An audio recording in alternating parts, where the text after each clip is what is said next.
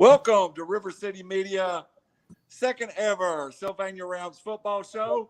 This is official continuation of last week or last month. We're getting closer to the season. As we get closer, we'll pick up more broadcasts. But tonight, Howie, we got a little different view tonight. We know Coach Van loves his offense, but tonight we brought the defense to the podcast. Got Coach Clark joining us. I'm excited about this, Howie. How about you? Yeah, I'm looking forward to it. You know, it looks like they're in two locations, but I saw Coach Clark open up that door and talk to him there for a second. So, you know, a little behind the scenes thing going on right there. Well, if I open up the door and talk to you, Howie, we got something going because that's across state lines. I'm going to tell you, I'm loud, but I don't know that loud. Coach Clark, well, before we come to you, Coach Clark, Coach Van, I think we got some business we got to take care of. The world's best wife, Coach's wife. That's right. Shout out. Happy birthday. Birthday yesterday, right? Yeah, she had a good one. I mean, she had me. I mean, you know, she sees me every. No, I'm kidding. She's a good one. You know, it's not easy being a coach's wife, and she does a good job being a coach's wife. So she had a good day, hopefully. It's a good thing Hannah Van was born in the spring. That way, at least it's not during football season. That makes her even a better coach's wife. Oh, yeah, it does. Yeah, I wouldn't have been able to take her anywhere during football season, probably. Coach Clark, welcome to the broadcast. First of all, let's bring everybody up a little bit about your background. This is my going into my 8th football season here. The last 4 I've been defense coordinator. Coached baseball the last 4 years. Now I'm the head softball coach here at Sylvania. So that's where I'm at right now. Oh, you didn't want to jump in the frying pan going from baseball to softball, did you? I enjoy it. It's what I wanted to do. So I'm enjoying it. Guys, we'll have some players on here next week, but one of the main things I wanted to talk about in this podcast is we've talked a lot to Coach Van about his offense. And Coach Van, I'll put the first question out to you. Is it not a relief for you knowing that Coach Clark's got the defense? I work with some coaches that call both offensive defense, and it seems like game day is just hectic for them. Right, yeah. To have somebody you trust to do it's a good thing, and somebody does a good job with it. So when I first got the job, and it's like I told every coach I sit down with, it's not easy. And one day, you know, Coach Clark will be a head football coach. One day we'll have a couple guys on our staff that will be head football coaches. And you want to bring, when you do, you want to have the spots to bring your guys in at the time and hire somebody. We didn't have the spots, and I'm glad we did now because Coach Clark's a good one. He does a really good job, and look forward to what he's going to do in the future. But he does a really good job with the defense, and you have to be able to trust somebody to give them a defense. And it didn't take long sitting down and talk to him, to know he knew what he was talking about, related well with the kids, and gets a lot out of his group. So yeah, it's a big deal to be able to give it off to somebody because I don't see how head coaches do it both. I wouldn't want to do both. It'd be a headache, and it's a lot. It's a lot. Coach Clark, when Coach Van came in, you were sitting there by the timeline. You were already the defensive coordinator. When you saw his offense and you realized, okay, I'm going to come to this new offense and I've got to adjust a little bit. What was the first thing scheme wise you thought would help you?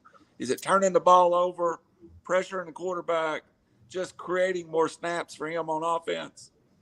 Well, when we first started, I talked about, that's a lot faster pace than what we're used to. So we talked to the defense about, we're going to have to get the ball back. We got to get off the field, make the offense snap it as least amount of times as possible, trying to get them to punt the ball, try to get the ball back. So in doing that, we went to a more basic defense, trying to force you to run the ball. If you couldn't do that, then it was going to be good for us because now you're going to punt it back to us, and 2 plays later we're going to be back on defense most of the time because such a fast-paced offense. you want to get your guys off the field as much as possible, but it's okay that they're on the field when we're scoring. So kind of a balance there. We changed up a little bit of the scheme stuff just to put more emphasis on making sure we stop the run first, and making quarterbacks throw us the ball, trying to get them a little confused back there with our coverages. We mix that up a little bit. So. All right, guys. Coach Van and Coach Clark, both, this question's for you, and then Howie, I'll come to you for the next question. When you got a young kid, and he's obviously a good athlete, do you start him on offense, Coach Van, and then move him to defense, or do you look for a position? What's that process like? Since they're laughing, I probably know what the process is like, but we'll go through it anyway. He's going to help us on offense. And then how good is he? Is he going to be a big-time scorer or no? Your question's a good athlete, young athlete, on the process of deciding which side of the ball he's going to play mostly. Is that Yes. Well, as you know, in 3A football, you don't have to play both. I think we're to the point now where we're going to be able to limit how many guys play both ways, especially on the back end skill positions. But we have, like for example, we got a young guy coming up. I won't call his name. He's going to be a freshman, really good athlete. Probably going to be more associated with the offense at this point, because I think that's where we'll get him on the field right now. And then we have another young guy, Travis Owens is his name, really good defensive guy, hit you. And then as they get older, we can start working them into playing more on both sides. But when they're young, we try to specialize them in one area of one side of the football. And then that way they can comprehend it, learn it. And then as they get junior, senior, we can move them in. It's rare that a freshman's going to play both ways. We had a freshman at the farm. He is mainly a defensive guy this year. But it's really, we sit down, where is it going to help us the most? Where can we take? Because we may have older guys in certain positions on the other side of the ball. That's his position. He'll help us more on defense. Aiden would, and that's where he played. And he kind of rotated in corner and outside linebacker. But really, it's just, we sit down and talk about that and where he's going to help us the most that year. And then it helps him learn, that side of the football a little bit better before he gets older and has to play both ways. Coach Clark, is it easier for a young kid, a freshman or a sophomore, to get his first game steps on the defensive side of the football? Is it something that aggression can get so far and before he goes into that offense? I would say so. I think defensively what we ask them to do is fly the football, keep your head up, make tackles. I mean, that's other than lining up, that's all we got to have on defense. So I think as a freshman, they're a little nervous sometimes coming out playing varsity football. I think that helps them a lot to keep it simple like that. And they know if I'm lined up right and I'm flying the football, then I'm doing my job. So I do think defensively, a lot of times it's easier as a younger player to get playing time early rather than an offensive player. Is there anyone, and Howie, sorry, I just led to another question. I'll come right up to you. Is there ever a time, because I just spent the last football season West Quatchie County in the box, where the quarterback is also the best free safety on the team, probably the best defensive player on the team. I felt like they started the year trying to say hands off on defense, but eventually as the year wore on, even the quarterback was starting on defense. Is there ever a time that you have a player that you just don't want to put him on defense unless you have an injury or something, Coach Van? Yeah, that's especially if it's a quarterback and somebody that you always have that dude on offense that you don't want getting hurt on defense. And that's normally in most situations in high school is your quarterback. But we had guys, like Brody, he wasn't going to play a lot of defense anyways, and that kind of helped us this past year as a quarterback. But this year, there's a chance at quarterback. This football season's also been starting at strong safety for a couple of years. So now it's going to turn into I think he can do both. But there may be situations where he may not play as much on defense until, they cross the fifth year. There's it's situational. Again, we have so many skill guys this year. I feel like we have the opportunity to rest guys in different situations and get people off the field. We got a running back that's had a ACL, and we're going to be able to rest him a little bit on defense here and there. But he also has to play defense because he may be one of our better defensive players.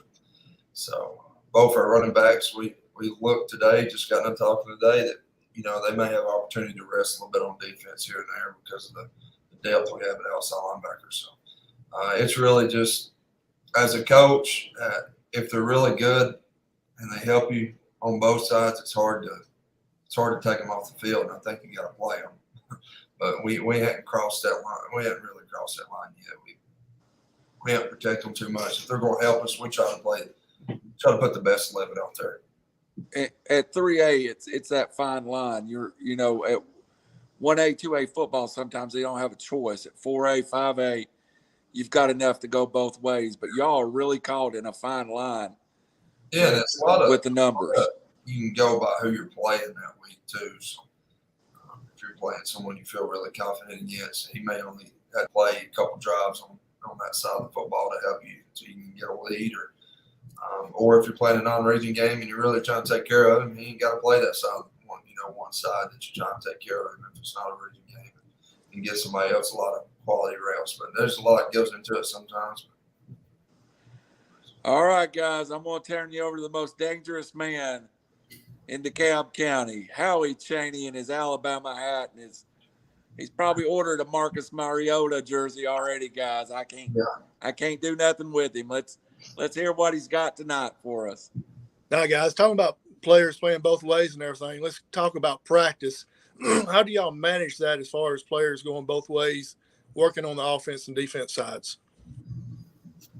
Split dead in half a lot of times. So we'll go specialty normally leads practice off, and then we kind of flip-flop whether we go offense or defense first, and we spend like for Brody, if we have a quarterback that don't play both ways, normally I'll stay and work with him even during defense individual time and stuff. But normally we're doing offense for about an hour, 10 minutes or hour, and then we're doing defense for an hour because we try to get out of there in 2 hours. 2:15. We don't try to try to get quality reps, and it's always moving. There's never a water break. Get water on the fly. So, but we just kind of split it up that way. Normally it's Andy team, Skelly inside, just a normal. It's just we set it up a little bit different here and there. But that's how we have to get them reps that way. I know at halftime you divide everybody up in positions, go to your position coaches and all that. With the players that goes both ways, how do they decide who they go with? And so a lot of times it's where another thing that's good, like our O-line coach is also our D-line coach, or their receivers coach is our DB's coach. And this year we're adding coaches. We actually have 2 more that's going to be there more. So we're actually, the JV guys are going to get more individual reps during practice as well. But we kind of split it up, and it works out where normally your coach is coaching you on both sides of the football, and then so you're able to talk. That assistant coach is able to talk both sides of the football at the same time, pretty much, within a few minutes of each other, and keep them in that same group. So that works out well for us. Coach Clark, depending on who you're playing and the game and everything, do you go up to Coach Van and say, "Hey, if we win the coin toss, go on defense first"? How do y'all decide on what happens on that? And I already see Coach Van kind of smiling about that because Coach Van ain't never went on defense. I mean, I'm going to go ahead and call that one. I ain't even got to wait for him to answer that one. Yeah, that's okay with me because I want to go offense first too. I want our offense, especially this past year, I want our offense to set the tone, and they did a pretty good job of that for the majority of the season. I want them on the field first, set the tone, kind of break the ice with the game, and then let the defense roll after that. So we got similar ideas about that, and I want the dang ball first, and I want to go score first. What's bad is we may have to change that this year, depending on. Last year we had a very senior heavy as far as skill wise, quarterback, receiver, and stuff, and I think our strength's going to be on the defense side of the football this year, in my opinion. So we may be kicking a little bit more and putting our best group on the field. It just really depends on how our quarterback battle comes along and how well we're moving the ball in fall camp and jamboree. But I like getting the ball first too and scoring. really setting the tone on offense, because we normally script and we normally have our practice our plays we're going to run all week. So that first drive's been good to us. It's always good to get the ball and score. So when game time comes around and everything, I've been on the sideline. I've seen Coach Van look at you, Coach Clark, and I want your opinion on this. And he'll say, if you see something you don't like, you got timeouts. Use them at will. Most head coaches don't want to do that. They want to save them for certain situations, but it seems like you have the leeway to use them whenever you need to. How does that make you feel? I appreciate it a lot, because sometimes, I mean, just for instance, we're playing 5 this past year, and they come out in trips. And I don't know if those kids have ever even knew trips was a formation, but they get down inside the 10-yard line and got trips. And I knew that if I needed it, I could call it. So that helped a lot. Me being able to I was standing right there by the referee and we called timeout. That does help a lot. And there's several times that I still ask, and he lets me know real quick, if you need it, go ahead and call it. But yeah, that helps a lot, being able to know that I can call that if I need to, if I see something that we've screwed up or the other team's done that we're not expecting. So let me go ahead and get the $1 million question out of the way. I ask everybody this: what pregame rituals do you have, or do you have any? Oh, not really. I get away from everybody there for a little while. They laugh at me sometimes, but there's a lot of times we got, for instance, Austin Wilson, he's on our staff, and sometimes I just have to ask him if he'll just, leave the room, or I'll just get up and leave the room. He's the life of the party. He keeps everything going, but every now and then I just have to get away. I have to get to a quiet spot for a little bit before the game starts. I got my question in, Randy. Go ahead, man. Well, Howie, just if you ever want to know from the announcer's point of view, I usually eat 2 to 3 hot dogs plus a candy bar about 15 minutes before the show goes live. And first break, I'll have a Snickers bar. So that's the reason I weigh 320 pounds, and we'll go from there. How do you, Coach Clark, Coach Van, how do you address special teams? Do y'all have a special teams coordinator, or do you and the school I'm with now, the defensive coordinator kind of handles special teams, and the school I was at last before that, it was a special teams coach. How do you all deal with the special teams in your staff? Actually, Coach Richards is the special teams coordinator. He's our O-line, D-line guy. But it's kind of all we're doing a little bit different this year. Everybody's going to have a position, so to speak, on every special teams we have, because we're going to drill it differently. It wasn't very successful on special teams last year. Had nothing to do with Coach Richards. Probably more my fault than anything, the way we practiced it. So we're going to change the way we practice it this year, try to get better on special teams with how we drill it, how we do it every day, and the emphasis that we put on it. But this year, every coach will have to step up and be a part of it. I know Coach Clark took the punt return side of it last year, and punt block. But, we kind of divvied it out. But this year, everybody's going to have a position. Coach Richards is still over it. He's going to be meeting with the coaches, but we're just going to drill it a little bit different because we weren't very good on it. So. Coach Clark, that's interesting. I was about to ask you a question about how you work with the defensive backs in returns once the ball is turned over. But I guess that's the same thing. It's creating something in the open field. You're never as open as a return man or a defensive back that gets the ball. How do you get that kid to look at the field and be able to, I don't know. It seems to me like it's one of the harder things to do in sports.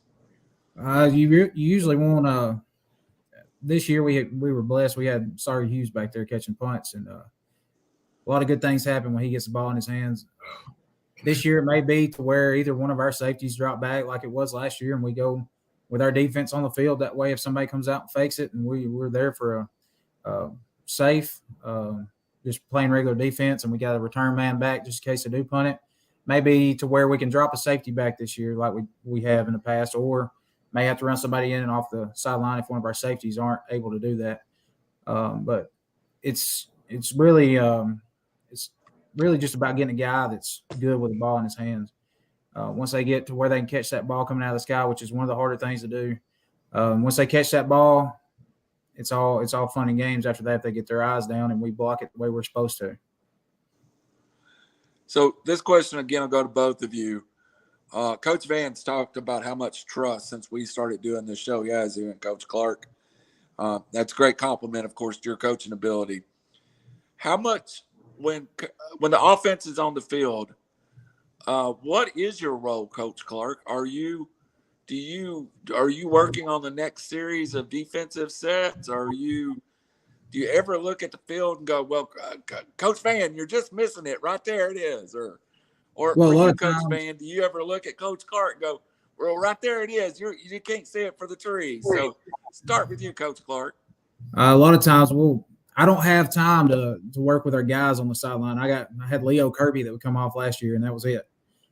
Which was a good one to come off because Leo could remember, because I would tell him 10 different people he needed to go talk to when he got back on the field. But a lot of times they don't come off the field. So what I coach running backs on the offensive side. So a lot of times I'll actually stand back behind somebody else's defense and try to give him what they're doing. I try to pick that up early, see what covers are giving us, see what they're doing in certain formations. And I try to give that to him and see where they're weak at, or try to see where they're weak at by standing back behind their defense. A lot of times we're on offense, you'll see me on the opposite side of the sideline, and I'm trying to watch the back side of the defense and see what they're doing. Interesting. Coach Van, are you trying to break down the other team's offense when your defense are on the field? Or what's your mindset? I know you've got 1,000 things as head coach on game day too. So, Well, I really rely on, when it gets to defensive side, Coach Lee does a lot of, he was up top for us last year, and we had live scopes, so he's watching iPad. During the defensive possession, I would be talking back and forth with Lee about what we needed to fix on offense, but at the same time trying to stay in touch with Clark about what they're giving us on offense and listening to what his spotter is giving him. But try not to butt in too much on calls, because I don't listen to people who butt in on my calls, and I'm sure unless I absolutely see something I think needs to be changed, I just let him have it and just tell him what I see. But he does a good job with it. yeah, I know certain announcers that like to call plays, but I won't call no names in particular. But I'm undefeated as a head coach in 30 years. I could just call my plays. That's all I'm going to say. Coach Clark, question to you. Howie will come up to you after this series too, and let you get back around. Coach Clark, where did you attend college, and what was your path to get into coaching? Is it something you always wanted to do? Yeah, it is. It was from the get-go. I went to Snead State, originally planning to play baseball, and I didn't. So my first little gig with a team was, I was at Snead, and I got to be the softball manager there. So started doing that, and then went on to Jacksonville State, did the same thing, graduated from Jacksonville State. So that was my first little go at it. And then we got to Sylvania. Coach Ledbetter had came over to Sylvania as a defense coordinator, and he gave me a call, asked if I would be interested in helping. My first answer was no, I'm good. He called, and so he said, okay, well, we was talking about people that might be interested in going into coaching, that might be interested, young people wanting to volunteer coach. So I called him back later that afternoon. I was like, yeah, I want to. So that's how it all started, and I've been here ever since. I was in 2015. Sounds like you kind of got drafted, Coach Clark. He called me and he said, we're looking for young guys and we need some volunteers. We don't have many guys on staff. So I think I was really just the bottom of the barrel is what it was. I think I was the last phone number in his contacts that he could call. That's how I got in announcing. I sponsored games, so they felt bad that I was sponsoring the games. They gave me a mic, so I just started calling games. So that's how I fell into my second career. Coach Van, Howie, up to you after this question. I got a question for you, Coach Van. I've thought about since the last time we talked. I do feel we talked about last couple of times we talk about how things go in cycles on the offensive side of the football. You know, wing T was the rage, shotgun wing T. The veer was the rage. When I was in school, everybody wanted to run the wishbone. Does the same thing happen on defense, or are they still running 4-3, pinching down on the tackles like we did in 1984? Or do you see more exotic looks from defenses today? Well, we see sometimes I watch film and I'll question about when I was at Woodville, for example. I'd watch film and we were a little bit different offensively. At Woodville, we was more of a tight end stiffer group and kind of like 5 to us. We just didn't use a wing a lot. We split because that's what fit our guys. And I would see things on defense I hadn't seen. I don't know if it was. Sometimes I couldn't even tell you what it was. And it makes it tough sometimes because they're coming, like if you're playing somebody who's bringing them from everywhere and they're not sound, well, sometimes they're going to get you. But when you're able to bust it, though, then you got nobody. They're not in the right spots. But we faced, like this past year, you know, we faced a lot of 4-man front, some odd front, a little bit of both, and some really well-coached football teams that we played this past year, especially in the playoffs in Piedmont. It's well coached on defense and played a lot of man coverage, and I didn't think they was going to play a lot of man coverage. And maybe it's I'm not very good at scouting teams, but I hadn't seen them a lot in man. And when they were in man, I thought, you know, we'd have a little bit better chance than we did. I thought they was going to play us more too high look. Right. And because I thought they thought that we would struggle running the ball against their front without them having to put many in the box. But they did a really good job, and Coach Smith does a good job. And we just got to do a better job this coming year. Coach Clark, what is your base? I was up at Rome County a couple last game of the year for us this year, and they lined up in what I thought was a 5-2 defense, and I called it a 5-2 all night. Turns out, hey, that was a 3-4, but the 5-2, 3-4 looks the same to me 20 years apart. Where do you start with base, and where do you go? I mean, even odd base, or just where do you start? How are you up to you after that? Up until this year, I've really liked an odd front, but it depends on the personnel each year you get. We've talked about, you know, it's the 3A school. It's whatever you get, it's what you get. So personnel-wise this year, we were better in a 4-man, even front. Years past, we ran some 3-4, that 3-4 you're talking about, and we've really liked the 4-3 this past year, and we still mix it up, and we run a little 3-4. We run a little 5-man front if we have to, but we rep all of it equally, depending on who we're playing that week. If you're playing somebody like Fife, you don't even have to rep the 3-man front that week because they're too tight. They're coming downhill at you. But a lot of times we're repping our 4-man and our 3-man defense all week. Good. Howie Chaney. Coach Clark, I've talked to Coach Van about this in the past, and the young coaches there at Sylvania seem like they have a good chemistry and good gel. I'm trying to do a little bit of math in my head, and I'm not a good mathematician, so I'll just say right now, but it seems like you could be the elder statesman of the coaching staff. Is that true? It is. Other than Coach Ryan Haney, I'm the oldest person on staff. I'm only 28 years old, and I'm the oldest one on staff. So, but it does. You're right. We gel. It's from the get-go, it clicked, and everybody up here gets along very well and works together, and we're all going to one goal. You know, I'm on the sideline with y'all, and I see y'all before the game a little bit and then after the game. And it seems like y'all really do have a good time, and it seems like it's a genuine type of friendship together. Oh, yeah. Yeah. It goes beyond just football office. You know, we talk, we see each other on weekends several times a year. And so, I mean, it does. We clicked from the get-go, like I said, and it became a good friendship all the way across the board. Everybody on staff, we all get along, don't have any issues. So it's always good when that's all working in one direction. I kind of want to go back to last year for a second and talk about Leo Kirby. You did mention him earlier about being your defensive go-to guy, I guess you'd say. I don't think he really started much at the first of the year, or am I mistaken, or did he just improve that much throughout the season? He improved that much throughout the season. He was not a starter. He was not a starter from the first game. That's what me and Coach Van were actually talking about yesterday or day before. You know, Leo wasn't even a starter, and Preston Graham broke his arm, and so Leo had to start against DAR in the Jamboree. So going into that game, I was afraid he was a little weak there, but Leo's a very smart kid. He's going to do what you ask him to do. And some of his reads, when we were watching film, I called Coach Van in on that Sunday when we was watching that. And I said, watch this. His reads were incredible. He just, every single game he got better.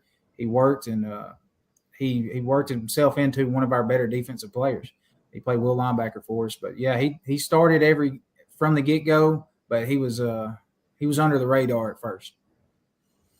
Talking about film session and all that, how's that broke down on Sundays? Coach Van, do y'all do the offense and then defense, or do you just do it all at one time?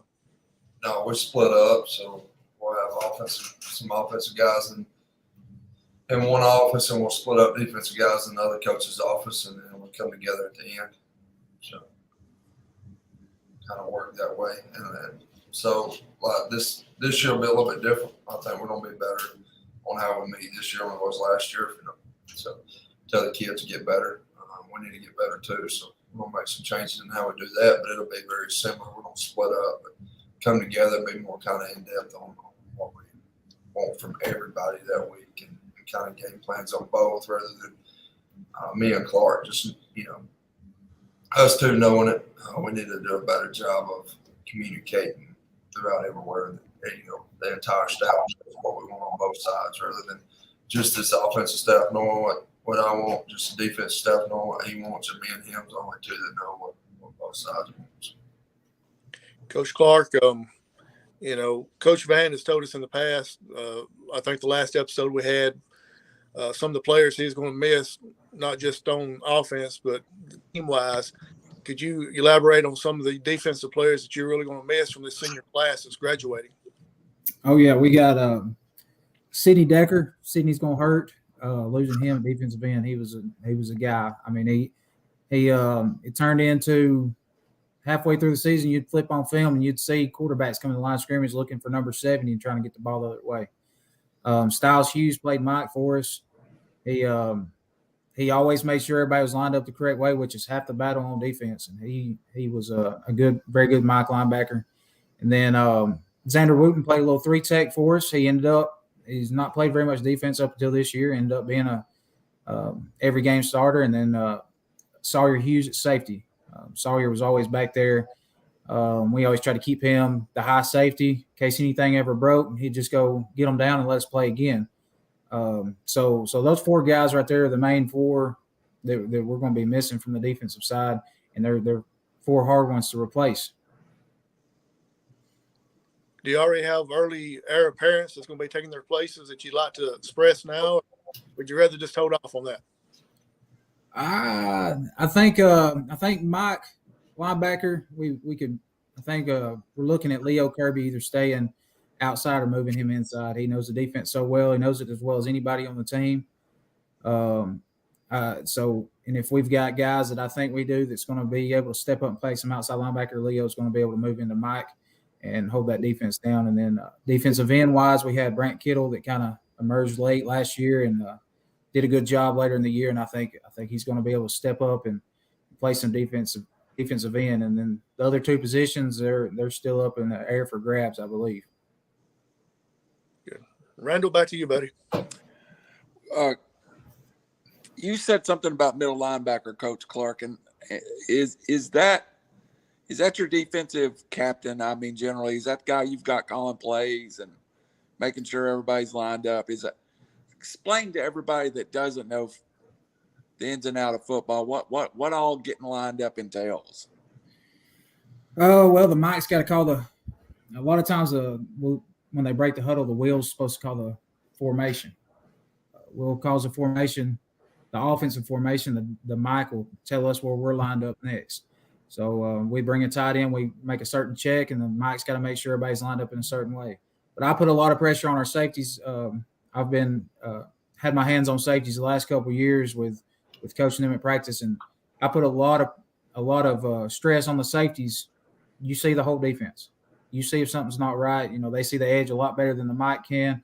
Mike's responsible for the box, and I make sure our safeties are responsible for the outside. But back to your question, yes, Mike he's got to be a leader on the defense. If he's not a loud voice, if he's not somebody that's going to let you know that you're lined up wrong, then it may be 3-4 plays before we pick it up on the iPad, and by then it's too late. They're inside the red zone. So having a good Mike, having a good communicator, that's huge about getting lined up and doing the right things on defense. Coach Fan, that's something we haven't talked a lot about. When you're from huddle break to line, does your center call the blocking scheme, or do you call the blocking scheme, or do you just keep it really simple and everybody knows blocking area? Because there's a lot of ways you can go with your type of offense. Right. Well, they get like the play to begin with, and if it's a run play like Red Arizona, then they'll communicate based on the front on how they should, block it up. But normally, we've scouted it, we practiced it. They just take their steps on most plays. But you got gap scheme stuff. But the most that's called out is your pass protection, and that's called out by the quarterback. So always a Roger Louie call, and then we'll check Liz. Checking the full slide protections depending on if they're showing pressure, and the quarterback always picks that up. Now we do have calls, and our guards all the way up front can make calls, taco calls and stuff up front to change a blocking scheme on certain run plays, but everybody don't even know that, I guess. But, yeah, well, there's certain things we don't need to talk about. But anyways, yes, they do communicate up front, but the quarterback makes most of them calls as far as the entire scheme goes, and pass protection is probably the most we get as far as vocalizing what we're doing up front. So you like to break the huddle and get to the line of scrimmage with a little time on the clock to adjust. Right. So, well, we don't really huddle, to be honest with you, much. When they get up there and the quarterback just walks up and gives them the play, and we go. At times, we weren't very fast last year. Wasn't really happy with the speed of our offense, and this year with a quarterback, it's going to be probably a little bit more, agile, can move and run. We're going to be more up tempo. We want to go faster than we did last year. Get more snaps in. If we're snapping the ball, they're not, but we want to snap it and keep their defense on the field. We want to wear them down, and then a fourth quarter that. That play that was averaging 2.5 yards a pop in the second quarter, in the fourth quarter, because you're snapping the ball and you're keeping them on the field. That play starting to average 3, 4, 5, and busting them every now and then because they're on the field a lot. And in 3A football, if you keep a defense on the field, now you got a lot of guys running in and out. It plays in the hands of the offense, because on offense, your guys can be tired, but they know where they're going. They know what they're running. They're ready to score the football. When you're on defense and you're wore down and things are not going your way, that's when you find out if your team's mentally tough. We want to find out if every team we play is mentally tough and ready for it. So we're going to try to be faster this year on offense. Coach Clark, during practice, your kids, of course, playing your own offense, get a great look at spread. Do you and Coach Van in scout or try to create the same look for the other team, like going to play somebody like Fife? Do you want to simulate what that looks like across the front to your kids on defense, just so they kind of know how they're going to line up and where they're going to be? Absolutely. We split that up, and a lot of times Coach Wilson, he does a good job with the scout team calling the plays when we're on defense, and that we want to see what the other team's going to give us. So we put our best scout team guys over there, and they give us their best look at it and try to prepare us for what they're going to see. And a lot of times we're correcting the scout team just as much. Hey, that kid's not going to step out. He's going to step down, because we need to see exactly what we're going to see on Friday night. All right. This is kind of a crazy question, but I thought about it all day. So this is going to come to you first, Coach Clark. If you had to switch sides of football and you had to go coach the offensive side of the football, what scheme would you want to run? On offense, Yeah. oh, I don't know. I'm not a big spread guy as far as knowing the whole scheme. It takes somebody smarter than me to do that. I like the two tight double wing. We're going downhill. That's what I like. But found a new love for that spread offense this year. When you see it when kids are working and doing the right things, it's fun to watch. I like that old boring football though. You getting tight ends go downhill. The offensive line's butts are higher than their head. You might be 28, but you got some 48 in your soul somewhere. Yeah. Coach Van, you're a defensive coordinator. Mm. What are you going to do with? First off, depends on you don't tell me the top players we got, or I'm just going off if I could fit players to a scheme. Right. Yeah. You got some pretty good athletes, not a lot of size. Okay, I'd be in a stag probably. And I'd be coming at you from different places, probably bringing it every play. Bear zero or something, snake zeros. I mean, I'd be bringing pressure, son, bringing them from everywhere. No, here's the deal. I hate an offensive line. They hate blocking odd front a lot of times, and we struggle with blocking odd fronts here and there. And I thought we got better because Coach Lee does a really good job. But probably some type of odd front because, or a heads front if we want to give 2 twos and a 4-man front with 2 twos because that also gives a lot of trouble from an up front standpoint when you got guys slanting. Yeah. Gives us when you make them O-line think, when that mind's going, they've got to react. It's tough on the O-line. I'm hoping this year, and we got better as the year went on last year, our guys do a better job of it because we need them. We don't rely on running the football. And just do it at much faster pace. Well, one thing for Coach Clark's for sure, his running backs are all over 220 pounds, it sounds like. Yeah, falling forward for 2 yards. Let's get that right. Back down to 1, snapping it in there. Yeah. Coach Clark, I implied that Coach Van, that Auburn and Alabama must have been busy when he scheduled the schedule next year because he got everybody else that he could on there. Quite a challenge with the schedule, but I do agree with Coach Van. By the time y'all are playoff, you're going to be a playoff-ready team. What does playing that schedule do for the defense to be ready by playoffs? I mean, with that schedule, we're playing some of the best teams in 3A. No doubt about that. No question about it. We're playing some of the best teams in 3A. We start with Sachs, who's not in our region, but they've got some guys that can go. Then you got Piedmont, who's Piedmont. They're a good team, solid. No matter they have a bad year, they're still going to be pretty solid. You got Geraldine and Fife. You're prepared for everything that you see. I mean, we even see the triple option. We get Plainview. So we get to see everything we're going to see during the year, and they're going to be good teams and well-coached teams. And by the time you get to the playoffs, it's like a deep breath. Hey, we've made it out alive, and now we get to see some other people other than, this northeast corner up here. It's brutal. It's brutal. Coach Van, I guess a lot of the kids are in baseball right now.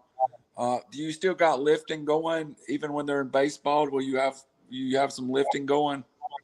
Yeah, we have 21 guys currently that's not baseball. That's in full off-season mode with football. We have 21 guys. The rest of them's in baseball, and that's a pretty good bit too. I think it's like we have a bunch in baseball, but we also have that's 21 guys 7th period. We have more 8th graders. It's going to be freshmen 1st and 2nd period that I'm not counting, but they live 3 days a week. In season lift right now with baseball. Coach Richards does a good job, of keeping them in the weight room, keeping them going. And Coach Wilson, he still works in the weight room with them baseball guys, so they're doing some good stuff in there. Mainly maintaining, getting ready. I'm ready to have them all. I hope baseball wins state championship, and I'm ready to see my guys in the weight room, all of them together. Absolutely. Coach Clark, little off the question of football here. Girls softball team. I love girls softball. By the way, I'm a Tennessee graduate, and I'll go see more girls softball games than I will college baseball games. But that's quite a challenge. It's a different kind of sport, and to me, it's if you can do one thing good in girls softball, if you can either pitch or hit, you can be a pretty good team. What's your team like so far this year? We've had our ups and downs for sure. We're starting to catch a little bit of a stride here and try to find our identity. It's hard for a team that's full of juniors. I've got no seniors, full of juniors and younger players that, it's hard getting a new coach and changing. We're starting to catch a little bit of a stride and find out who we are and hitting the ball a little better here. And we got some good pitchers that's keeping us in ball games and allowing us to get some wins here and there. So happy where we're at, and I'm excited to see where we're going. It's awesome. I like I said, I'm a big supporter of girls softball. I got a 12-year-old daughter who is obsessed with being the next Axl Rose, and I can't get her to play any sports. But hey, that Axl Rose gig plays good, so I think I'll ride it out for a while. Coach Van, what are you doing right now as far as I know you help out all over the place. Is this a time that you evaluate your playbook? Are you adding, subtracting, or it sounds like you're in a heavy evaluation of what you did last year, period. Yeah, we've been looking back at there's going to be things that have to change from like, for example, the special teams. We got a lot going on there that we're going to change and implement. So working on getting all that together, special teams wise, but at the same time trying to figure out how we're going to get every single player that needs a football. Because we have a good problem right now. We got a bunch of guys that can do stuff with the football, after they catch it and after we give it to them. So we got to find ways of getting them football, and that's my job. And right now I'm trying to figure out the best way to do that. So whether it be we have to run a little bit more two-back stuff than we did last year, or, whatever it may be. If our quarterback can throw it really well, then we can spread it out more. Or we're going to play more with the tight end. Right now I'm trying to figure out kind of and round it up where I'm going to look at people this spring. We're not doing a full spring, of course, but this is going to be an evaluation period. But, rostering it up right now and putting guys in positions and looking at them this spring and seeing where we're going to go from there. But a lot of it's just getting ready and trying to figure out a way to get all these guys to football, which is a good problem to have. When will you go into the period with your quarterback evaluation? During the spring, you said it wasn't a full spring. Will you go into fall probably with both guys repping and let that work out in the first couple of weeks of spring? I think so. I think it'll be something where they're already. Right now Jackson, he don't play baseball. He's throwing every day. He wants to be good. He's got guys that stay after with him. He throws routes to him. He just wants to be good. And Josh Scott, he's in baseball, but he's all the time trying to do something with football. But it'll be spring session will show a lot, but I don't think we'll know for sure who it's going to be till. Unless something happens and one of them really stands out, this won't be decided until after the fall jamboree. I don't think so, which is a good problem to have. And we're going to find out. And I met with them, and talked to them. Like, quarterback, is more about just throwing a football. It's more about how far you can throw it. It's about understanding the playbook, and if they understand why the play caller, myself, calls the play and understands the scheme, they're just going to be a better quarterback. They don't know the offense. They don't understand. Coach Van called this. Well, I need to be looking for this because there's a reason behind why he called that play. And then who's the team going to respond to better? At the end of the day, who's the better leader? Is it who's selfish? Who's not selfish? Who's the team going to give it all for? And that's part of it. and who's going to win the team over. And all that, I think, is going to be decided over the summer and in the fall. And it should be interesting because both, I think, you can throw a third guy in there that's been surprising me. I think you got 3 guys that's going to be trying to fight for a spot. And, it's exciting for me, and I know they're excited. They're working hard. It should be interesting. Nothing makes you better than competition. And we don't have competition Amen. at spots all across the defense, all over the field. There's going to be competition. You got guys that played receiver last year that there's spots up in the air because you got guys who's working harder, gaining weight, and just want to be good at football. And when you have that competition everywhere, you're going to see it pay off in individual success and then, of course, for our team. All right, Howie, I got one more for Coach Clark, then we'll come let you close it out with your final round of question here. Coach Clark, I halfway joked with Coach Van the other day and on one of the shows, and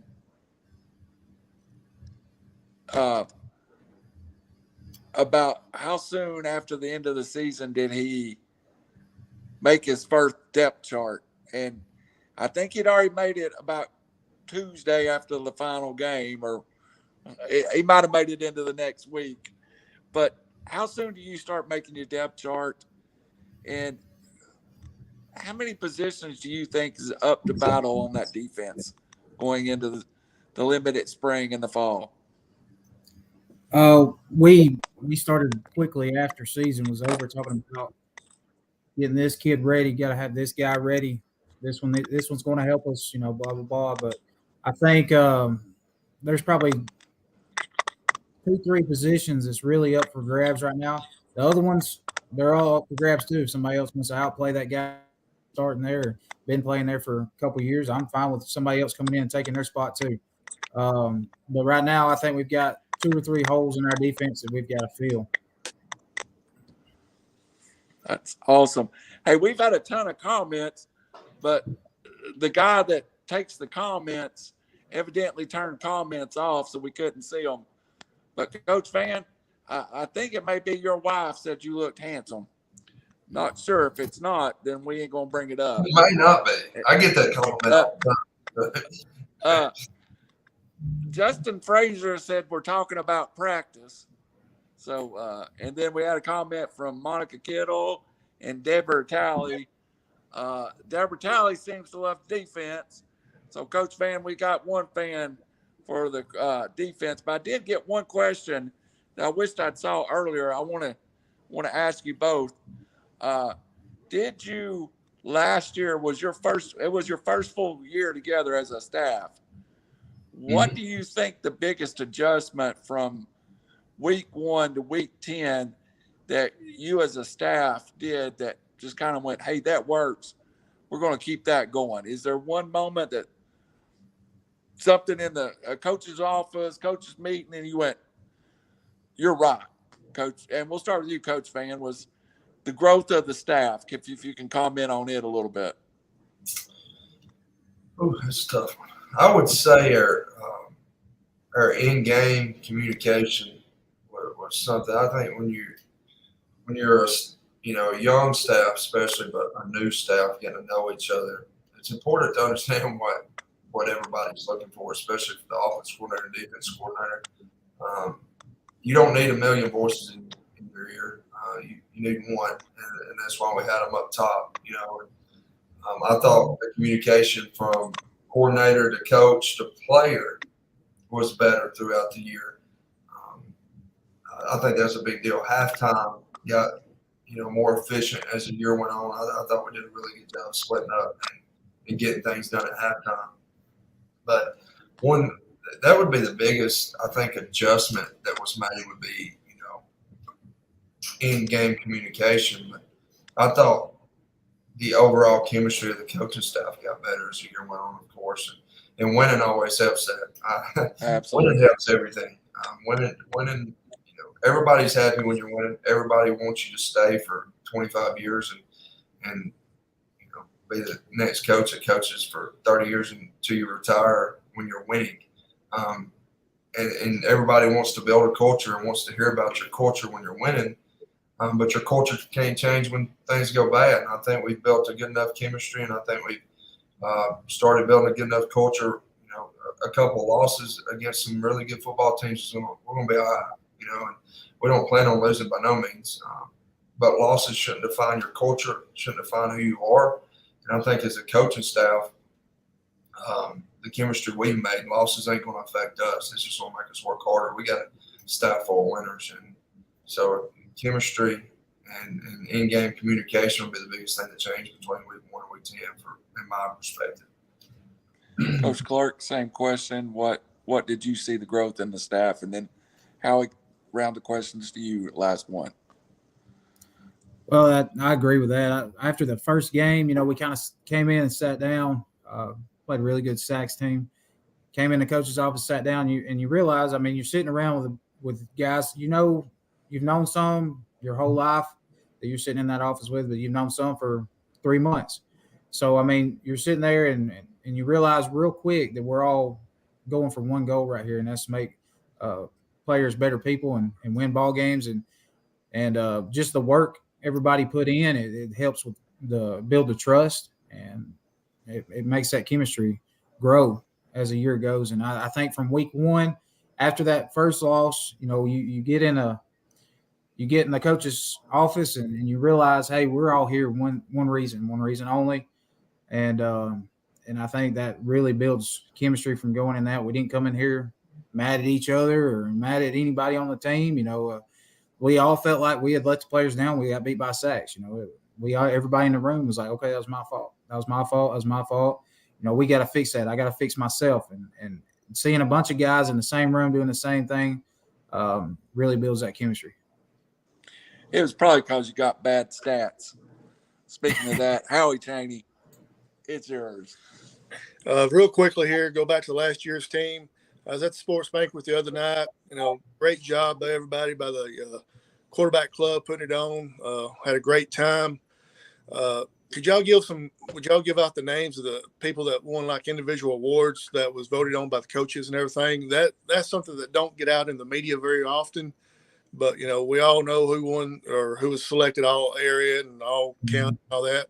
What about individual awards that maybe the coaches or their peers voted on them? So the Trench Award, we went to the best lineman, in the coach's opinion, maybe the guy that we felt gave us the best opportunity to win or put us in the best position. I'm sorry, I'm trying to find this sheet right here with all the names so I don't mess it up. But the Trench Award was Ashton Cooley, correct? Clark. Yes. It was Ashton Cooley. And then what was the other ones we gave out? We gave out a Bighorn Award, which went to the guy who, that was kind of unexpected. He started out the year where we really wasn't expecting him to do a lot, but he just continued to work, continued to get better. And of course, that was Leo Kirby. And then Defensive Player of the Year was Sidney Decker. Sidney Decker was Defensive Player of the Year. It's 5 techniques. So Trench Award went to Ashton Cooley, who was the other 5 technique, and the Defensive Player of the Year went to Sidney Decker, 5 technique. So our 2 ends were dudes. And Ashton Cooley, we're lucky to have him back for 2 more years. Offensive Player of the Year, of course, went to Brody Smith, who threw for 2,400 yards. Was there any more before the Josie Sargent Award? Yeah, the Josie Sargent Award, which you can speak probably more on that, but go ahead. Josie was a player we had here. I graduated last year.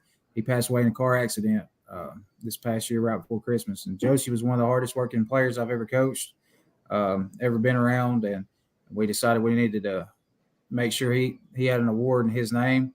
And so we sat down, we talked about that award for a while, and we wrote down exactly what Josie was about and exactly what we needed this award to be for. And this hardworking kid showed up every day.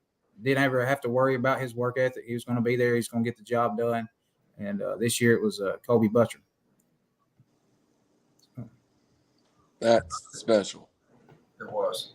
I think that was it from the individual, was it not? We only gave out 6, wasn't it? Mhm. Well, Coach Clark, we appreciate you taking the time out, being a softball coach and a football coach. Tell the family thanks for sparing an hour of your time to join us.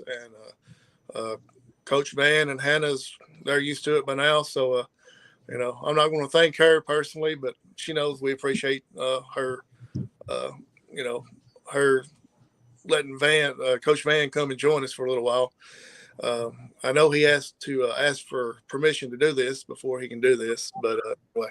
Now, Coach Clark, appreciate your time. Coach Van, thanks for everything. Coach Clark, you want to give a shout out to that family that's back there Absolutely. too that Howie's talking about?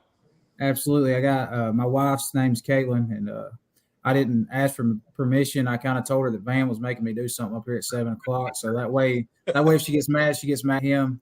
And we've got a 7-month-old baby, Ava. She's probably asleep right now. 8:00's her bedtime. She don't like it to be up very long after that. So It's ironic. At 7 months and 55, you have the same bedtime. So I've done stayed up past my bedtime tonight. But thank you for coming on, Coach Clark. I'm sure we'll have you back, Coach Van. We'll schedule something up. I definitely want to get something in the middle of the spring. As we said, we're going to have this going all year long as we get into football season. We'll be weekly. How did the fundraiser go? That's the one update I wanted to get. We had a fundraiser, did we not? Was it fishing? Yes, the best. Oh, yeah. Fishing tournament went well. We made pretty good money on it. I think it was like $3,000, something close to that, which is good profit. But we're thankful for everyone who come out and fish. We didn't, me and Haney didn't win. But me and Coach Haney's got a bad luck together. I think we've went 2 times now, and the wind's either blowing 95 mile an hour or his foot's messed up and we can't go anywhere and we're stranded. So we're kind of bad luck right now. But no, the fundraiser went really well. We're thankful for everyone who supports our program. And, we need money to provide our kids, our players with the best facilities, best equipment that we can. We're really appreciative of all the money and support from our community and everyone around that supported us. Coach Clark, being a softball coach, you got any fundraisers going on you want to share with us, or anything you want to print over? we actually had one a day. It was a pretty good fundraiser, a little hit-a-thon. We raised money got all the girls to get money donated per foot they hit the ball, and we did it home run derby style, and it was a good day, good fundraiser. We got a golf tournament going to be coming up in June, so be sure that's where we're at right now. Be sure to let us know about that, where we can get it promoted and get it out to everybody, because I know golf tournaments are huge money makers for everybody. Oh yeah, I'm waiting on the sport to have the Randall Cunningham hot dog eating contest and Diet Pepsi drinking. If you come up with that, I'll be your first entry. They did have a wing eating contest, don't they? yeah, Wing Fest. Yeah. I'm the first one to sign up if we're going to have an eating contest. I don't care if I lose as long as I get to eat. So, for Coach Clark, for Coach Van, again, Sylvania Rams football, you all support it. I cannot get off the air without saying our number has been between, 18, 19 people on here watching this. That's what we want to do. We want to bring Sylvania Rams football, Sylvania Rams sports to the community, to the area, maybe to somebody that's out of the area that graduated from Sylvania. We want you to have an opportunity to participate. I am sorry that I did not have the text on. We are going to try something different next time, Coach Van. We're going to try to take a few live calls on the air. So maybe you'll get some people calling in. John Kirby is not allowed to call in. I'll go ahead and ban him. Go ahead and get that one out there. We'll go ahead and wipe our hands of that one. And Howie, you cannot call and ask if there's any game day tradition. You've done got that one. Done got it. All right. All American. Randall Cunningham, Coach Kerr, Ryan Clark, for Tyler Van, Howie Cheney, thank you for joining us. We'll see you in 1 month. Thank y'all.